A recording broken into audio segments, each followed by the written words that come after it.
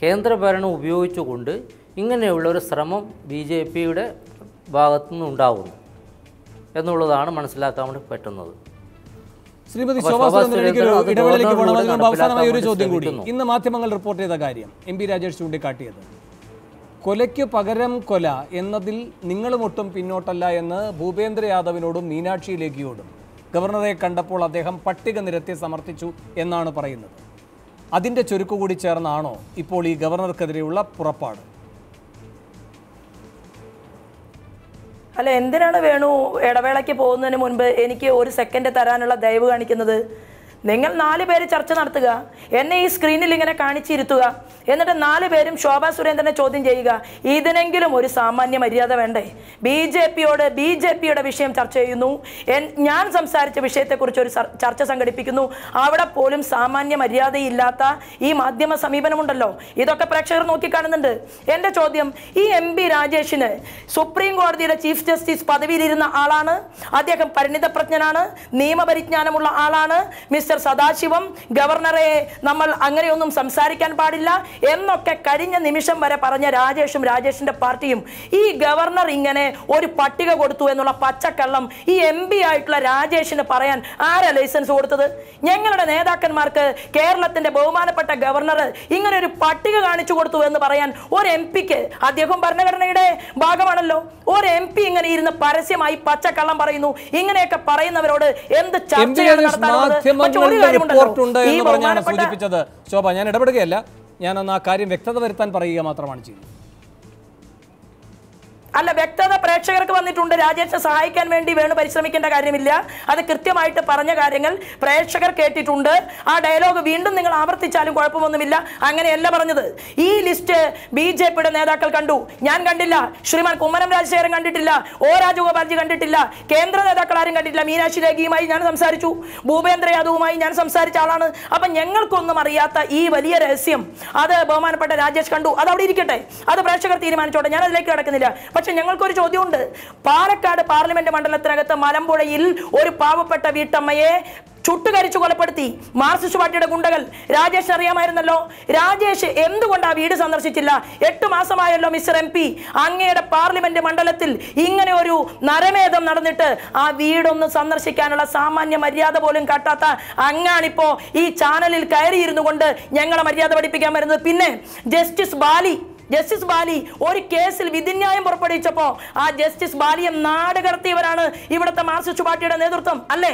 ഒറ്റപ്പിലാവ് വധക്കേസ് മുൻ MLA-യുടെ സഹോദരനെ കഴിഞ്ഞ ദിവസം ജയിലിലേക്ക് കൊണ്ടുപോയി രാജേഷിന്റെ പാർട്ടിയുടെ പ്രവർത്തകന്മാർ, നേതാക്കന്മാർ ഒരു വലിയ അന്താരാഷ്ട്ര കളി ജയിച്ച് കപ്പുമായിട്ട് തിരിച്ചു വരുന്നവനെ പോലെയാണ് കൊലപ്പെടുത്തിയ ഒരു കൊലപ്പുള്ളിയെ ജയിലിനകത്തേക്ക് 1000-ഓളം വരുന്ന പ്രവർത്തകരുടെ അകമ്പടിയിൽ കൊണ്ടുപോയത്. ഒരു കാര്യം ഞാൻ അടിവരയിട്ട് പറയാം, ഇനി കേരളത്തിൽ മാർക്സിസ്റ്റ് പാർട്ടിയുടെ ഗുണ്ടകളെ കൊണ്ട് അഴിഞ്ഞാട്ടം നടത്താൻ ഞങ്ങൾ അനുവദിക്കില്ല.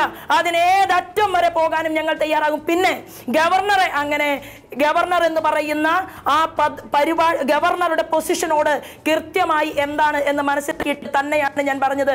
ദയവ് ചെയ്ത് പിണറായി വിജയന് ഭയമുണ്ടെങ്കിൽ അങ്ങ് ഈ പരിപാടി നിർത്തണം എന്നാണ് ഞാൻ പറഞ്ഞത്. അതല്ലാതെ അദ്ദേഹത്തെ എന്ത് ഹീനമായ ഭാഷയാണ് ഞാൻ ഉപയോഗിച്ചത്? എന്റെ പ്രസംഗത്തിൽ എവിടെയാണ് ഹീനമായിട്ടുള്ള ഭാഷ? MP രാജേഷ് ഒറ്റ പ്രതികരണത്തിനുള്ള അവസരം കൊടുക്കുന്നു. എന്തുകൊണ്ട് MP ആ ദാരുണാന്ത്യം സംഭവിച്ച ആ വീട്ടിലേക്ക് തിരിഞ്ഞു നോക്കിയില്ല? 8 മാസം കഴിഞ്ഞിട്ടും ഭാര്യയും ഭർത്താവുമില്ലേ മരിച്ചത്? ഗ്യാസ് പൊട്ടിത്തെറിച്ച്.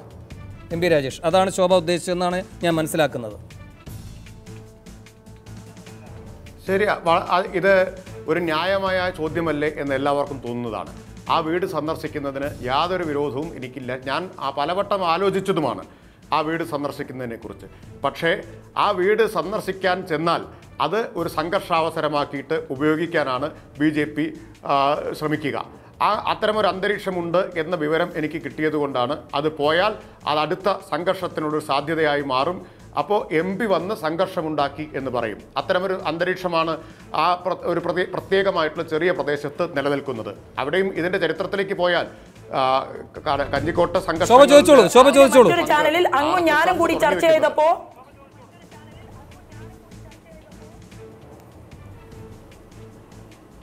പറയൂ ശോഭ ചോദിച്ചോളൂ വേഗം.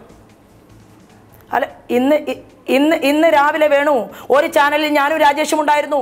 ഈ വിഷയം തന്നെ രാജേഷ് പറഞ്ഞത് ആ കുടുംബക്കാർക്ക് രാഷ്ട്രീയമില്ല എന്നാണ്.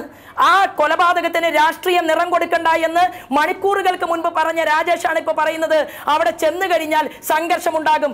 ഇങ്ങനെ പച്ച നുണ കേരളത്തിന്റെ മറ്റൊരു സ്ഥലത്തായിരുന്ന ചർച്ചയാണ്. ഞങ്ങൾക്ക് ആർക്കും അതിൽ റോളില്ല. എങ്കിലും വന്ന സ്ഥിതിക്ക് അതിനുള്ള മറുപടി വേഗം ചുരുക്കം വാക്കുകൾ. എനിക്ക് ഇടവേളയ്ക്ക് പോകാം. വേണു, ആ സംഘർഷത്തിന് രാഷ്ട്രീയമില്ല എന്നല്ല പറഞ്ഞത്. ആ സംഘർഷത്തെ നിർഭാഗ്യകരമാണ് ആ രണ്ടുപേർ മരിക്കാനിടയായത് എന്നാണ് ഞാൻ പറഞ്ഞത്. അവിടെ പോയാൽ അത് ഇപ്പോൾ വലിയ രാജ്യവ്യാപകമായ പ്രശ്നമാക്കിയിട്ട് ഉയർത്തിക്കൊണ്ടിരിക്കുകയാണ്. ഞാൻ അവിടെ വന്നാൽ നിങ്ങൾ അവിടെ സംഘർഷം ഉണ്ടാക്കില്ലേ? അത്തരമൊരു സംഘർഷമുണ്ടാക്കി അടുത്ത സംഘർഷ പരമ്പരയ്ക്ക് എന്നെ ഒരു ആയുധമാക്കാനല്ലേ നിങ്ങൾ ഈ ശ്രമം നടത്തുന്നത്? ഇതാണ് പ്രശ്നം. സംഘർഷങ്ങൾ ഉണ്ടാകുന്നു, സംഘർഷ മേഖലകൾ ഉണ്ടാകുന്നു.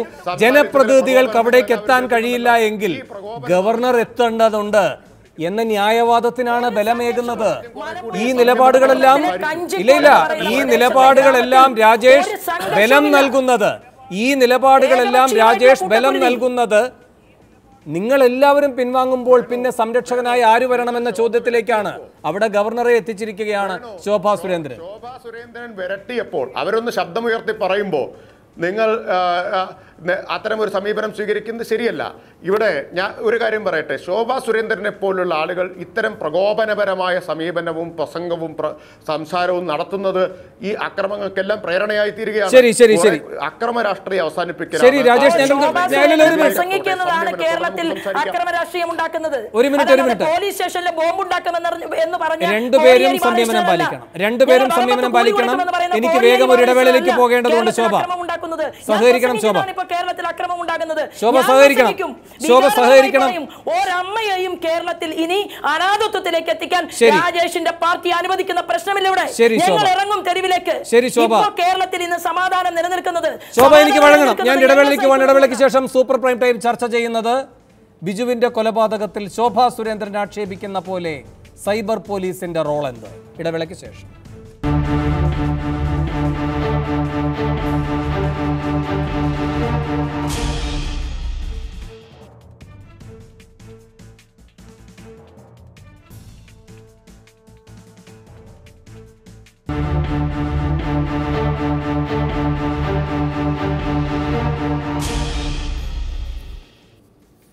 സംഘപരിവാറിനെ നേരിടാൻ സർക്കാരിന് സൈബർ പോലീസും കൂട്ടോ എന്നാണ് സൂപ്പർ പ്രൈം ടൈം അടുത്തതായി ചർച്ച ചെയ്യുന്നത്. ശ്രീമതി ശോഭാ സുരേന്ദ്രൻ ഉത്തരവാദിത്തത്തോടെ ആക്ഷേപങ്ങൾ ഉന്നയിക്കണം. അത് പറയുന്നത് വേറൊന്നും കൊണ്ടല്ല, അവിടെ ഒരു ആഹ്ലാദ പ്രകടനം നടന്നുവെന്ന് കുമ്മനം പറയുന്നു. അത് അസംബന്ധമായിരുന്നു എന്ന് മുഖ്യമന്ത്രി തന്നെ പറയുകയാണ്. എവിടെ, എപ്പോൾ, ആര് നടത്തി എന്നതിനെപ്പറ്റി ഒരു ധാരണയുമില്ലാതെ സമൂഹ മാധ്യമങ്ങളിൽ ദുരുപയോഗം ചെയ്യുകയാണ് ചെയ്തത് കുമ്മനം രാജശേഖരൻ ആ വീഡിയോ ഇട്ട്. ഇന്നിപ്പോൾ താങ്കൾ പറയുകയാണ്, കഴിഞ്ഞ ദിവസങ്ങളിൽ മാധ്യമങ്ങളിലും ചില സൂചനകൾ വന്നിരുന്നു. താങ്കൾ പറയുകയാണ് സൈബർ സെല്ല്, സൈബർ പോലീസ് ഇതിന് പിണിയാളായി നിന്നു, ഇത് സ്റ്റേറ്റ് സ്പോൺസേഡ് കൊലപാതകമാണ് എന്ന്. എന്തടിസ്ഥാനത്തിൽ ശോഭാ സുരേന്ദ്രൻ?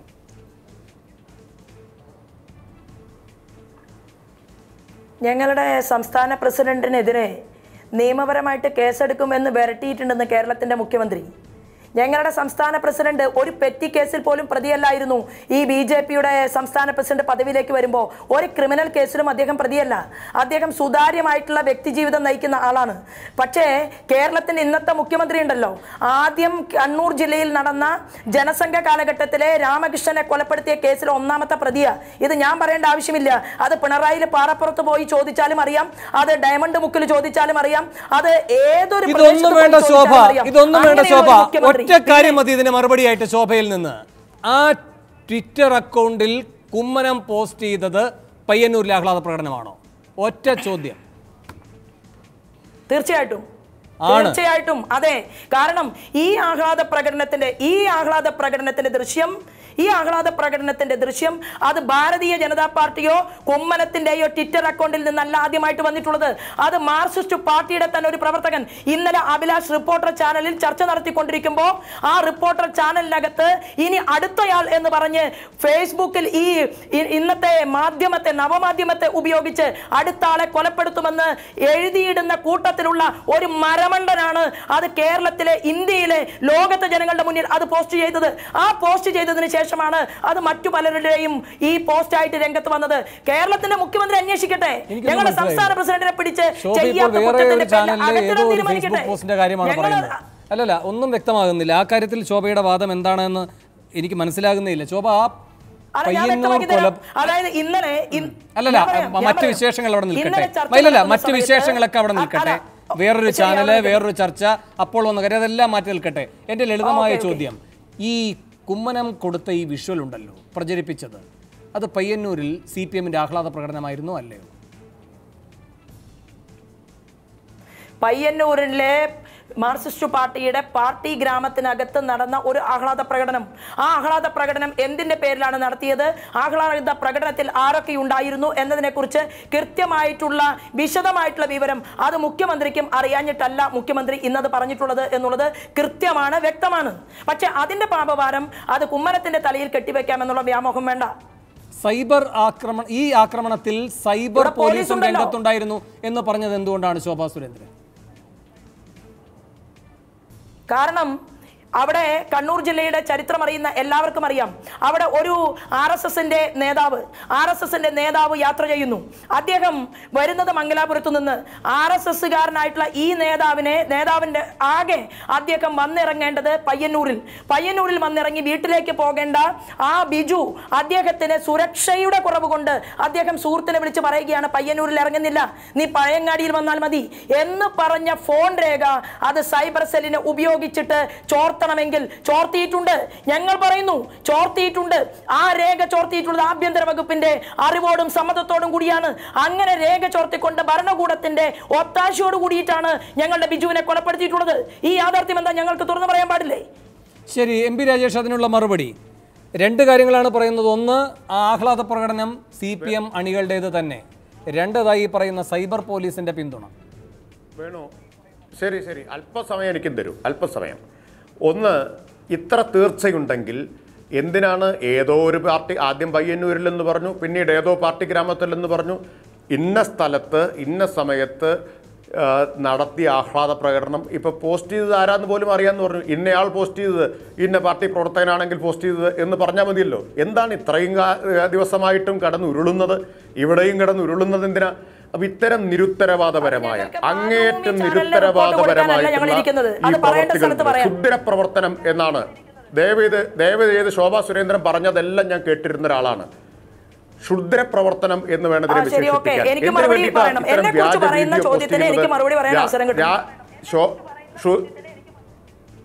എന്തിനാണ് ഈ വ്യാജ വീഡിയോ പോസ്റ്റ് ചെയ്യുന്നത്?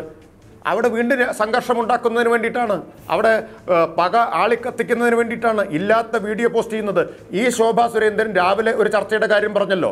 ആ ചർച്ചയിൽ പറഞ്ഞത് കഞ്ചിക്കോട്ട് രണ്ടുപേരെ ചുട്ടുകൊന്നതിൻ്റെ പിന്നിൽ ഞാനാന്ന് പറഞ്ഞതാണ്. അപ്പം ഞാൻ അവരോട് പറഞ്ഞു, എങ്കിൽ നിങ്ങളുടെ CBI ഉണ്ടല്ലോ, നിങ്ങൾ പരാതി കൊടുക്കൂ, എന്നെ അറസ്റ്റ് ചെയ്യട്ടെ, തൂക്കിക്കൊല്ലുന്നെങ്കിൽ തൂക്കിക്കൊല്ലട്ടെ എന്ന് പറഞ്ഞില്ലേ ശോഭാ സുരേന്ദ്രനോട്? എന്തോ ഭാഗ്യം ആ ആരോപണത്തിൽ നിന്ന് വൈകുന്നേരമായപ്പോഴേക്കും നിങ്ങളൊക്കെ കുറച്ചുകൂടി ഉത്തരവാദിത്വത്തോടെ സംസാരിക്കണം. എന്തും പറയാം, ഏത് സംഭവത്തെയും എങ്ങനെയും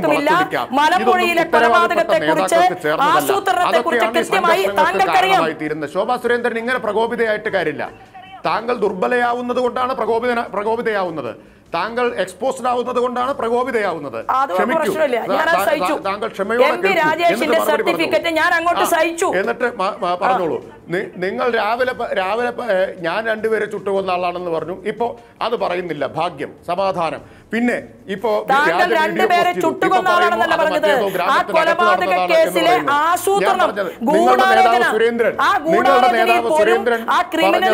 നിങ്ങളുടെ നേതാവ് സുരേന്ദ്രൻ പറഞ്ഞത് 2% വോട്ടുള്ളപ്പോൾ ഞങ്ങൾ കൊന്നിട്ടുണ്ടെന്നാണ്.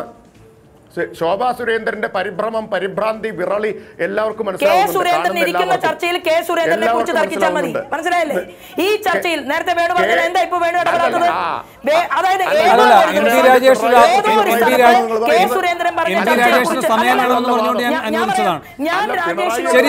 ശരി, എനിക്ക് വേഗം ഒരു ഇടവേളയിലേക്ക് കൂടി പോകണം. അനാവശ്യമായ വിഷയങ്ങളിലേക്ക് പോകരുത്. നാം ചർച്ച ചെയ്യുന്ന വിഷയത്തിൽ തന്നെ നിൽക്കേണ്ടതുകൊണ്ട് ഇനി സമയം പരിമിതവുമാണ്. ഒരു ഇടവേളയിലേക്ക് കൂടി പോകുന്നു. വേഗം തിരികെ എത്താം.